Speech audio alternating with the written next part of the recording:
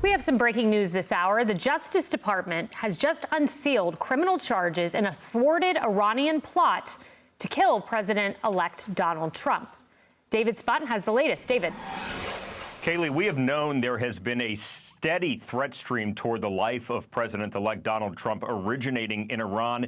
This is one more example. According to the Justice Department, specifically the Southern District of New York, they're looking for a 51-year-old who they believe resides in Iran. His name is Farjad Shakeri. And according to the Justice Department, he was working with the Iran Revolutionary Guard Corps on a plot to kill then former President Trump, now President-elect Trump, just a few months ago said, quote, it would cost a huge amount of money. That's what he allegedly told the folks back in Iran. Now, separately, he is also accused of employing multiple associates in New York City to surveil and murder an unnamed U.S. citizen that opposed the Iranian regime in New York.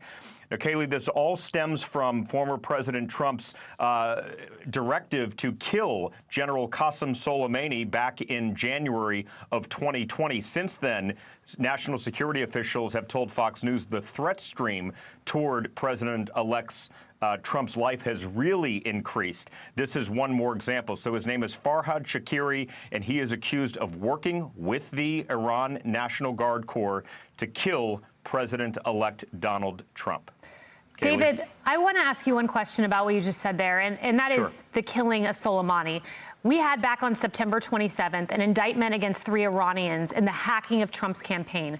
And at the top of that indictment, something stood out to me, and it was the date at which the hacking attempts began to target Trump. At the time, he didn't have a campaign, but to target Trump specifically came at the direction after the killing of Soleimani. We also know a dozen Trump officials were on an Iranian hit list. The death of Soleimani, that foreign policy decision, has caused these outpouring of actions from the Iranians and the subsequent indictments. Oh, absolutely. And this indictment today from the Justice Department uses Soleimani's name and uses the word vengeance. The fact that Trump ordered the killing of Soleimani, he's been dealing with these threats for years since that. So this is absolutely related to the killing of Soleimani, according to the Justice Department. But the most important thing is this man remains at large, 51 years old, lives in Iran. That's where he is believed to be right now. And as we look at a picture of the late Soleimani on the television. Kayleigh. David, thank you. Thank you. Martha, I don't know that that is discussed enough. Donald Trump, when he made that decision to kill Soleimani, and in concert with Robert O'Brien, who was National Security Advisor, and Pompeo, who was Secretary of State, all of these individuals became the targets of Iranian assassination. I am not sure many other presidents would have sat back and said, let's do this, knowing the repercussions for potentially national security and for themselves.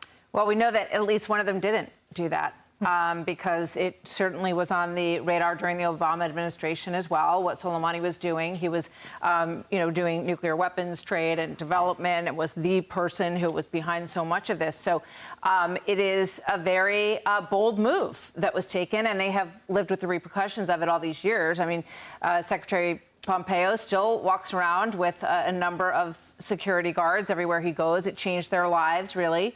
Forever. And I would also mention that the other 2 men who were arrested in this, who are on U.S. soil, appear to have been involved with the targeting of, I believe this is about the Masih Alinejad case in Brooklyn, where a man with an AK-47 style weapon showed up on her doorstep. She's a huge critic of the Iranian government. So this is a large-scale effort by the Iranian government to kill not only President Trump and others around him, but anyone who's a critic. You know, Guy, after the killing of Soleimani, I remember some critics saying, oh, this was not a wise move because Iran may retaliate and this could lead to a war, et cetera. That criticism was unfounded. What it led to were 3 Middle East peace deals, 4 actually. And this is news that came out overnight. We heard 3 days since Tuesday, 3 days. Trump is not in office, but the prospect of Trump being in office is. And the news is this: Qatar has told Hamas officials in the country, you are no longer welcome here. What changed? What changed was the election of Donald Trump. They see him coming in power, and all of the Middle East is on notice. So you mentioned some of the names. Of course, Donald Trump, Mike Pompeo, Robert O'Brien, Brian Hook was another one. These are people behind the Trump administration's very successful maximum pressure campaign against the Iranian regime for 4 years, taking out Soleimani, helping the Israelis rather than fighting them all the time. And Iran responded, now a very weakened Iran, I would say, has responded desperately to try to keep this crew of people out of office and out of power. We talk a lot about Russian interference. How about Iranian interference in our elections? Well, it didn't work, because now the Trump administration is coming back in a cast of characters looking like these same folks, maybe the exact same people in certain respects, will be back in authority. There's a new sheriff in town in the United States. The regime knows it, and things are going to get much tougher for them very soon. And in the next 73 days, Emily, I do worry about some of those officials who may be coming in, some of whom do not have security. That's right. But you know who does?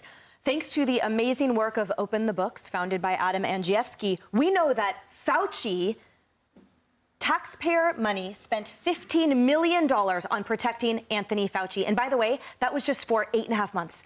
Of this year alone, from January through September 20th, taxpayers paid for $15 million worth of private security for Anthony Fauci through the U.S. Marshals. What is unknown, by the way, is whether that contract was extended. So it remains to be seen whether, in fact, he is under to the tune of millions. And look, I'm not saying someone doesn't deserve taxpayer-funded security. What I am saying is that those individuals certainly do, per everything that everyone has said, through their peace, through strength, their maximum pressure, the fact that they actually have vertebrae, that is why they deserve security Sure. at our behest. And that's also why the way, we should maintain our faith and our investment in the United States Secret Service. So that, too, needs to be risen to the level that these individuals deserve. And someone who did deserve security was my former colleague, National Security Advisor Robert O'Brien, who was followed by 2 Middle Eastern men in France, was pulled from an event, and then guess what? His security was yanked. And I'm told that several Trump officials intervened trying to get the White House to keep his detail. It was yanked. By who? Kem Cheadle. Anyway, last question to you, Kennedy.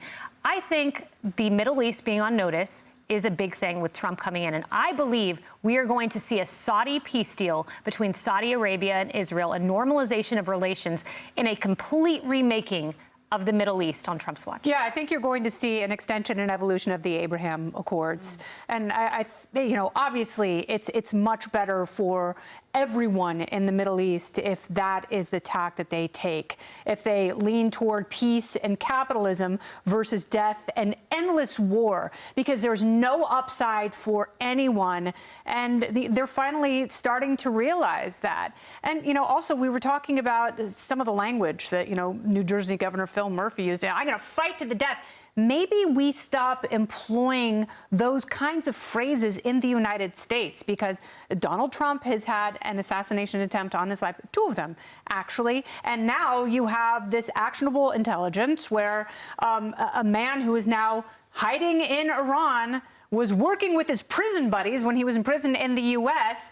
to take out American citizens at the Iranian regime's behest. These are not theoretical. These are actual, actionable things that are going on every single day. And yes, peace is much, much better. And I think we will see more of that. Yes, and to your point, let us retire the phrase "fight to the death." Probably a good thing to do. Hey everyone, I'm Emily Compagno. Catch me and my co-hosts Harris Faulkner and Kayleigh McEnany on Outnumbered every weekday at 12 p.m. Eastern, or set your DVR. Also, don't forget to subscribe to the Fox News YouTube page for daily highlights.